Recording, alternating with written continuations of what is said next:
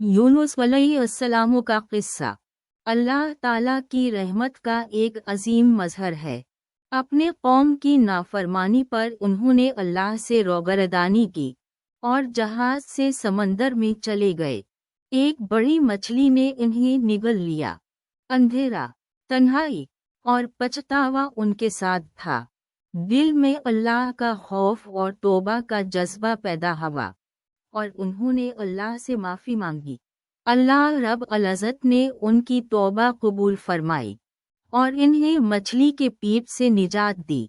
कुरान पाक में सूरा यूनुस में ये वाक़या बयान है। फ़लौला अनहुकिल इल्मीन लमुसबहन सितारा लुलब्स फ़ी बतना इलिया यौम युबअसन। ये वाक़या हमें ये दर्स देता है कि अल्लाह ताला बहुत रहीम व रहमान है और तौबा करने वालों को हमेशा मुआफ़ करता है, चाहे गुनाह कितनी ही बड़ी हो। अल्लाह की रहमत से मायूस ना हूँ।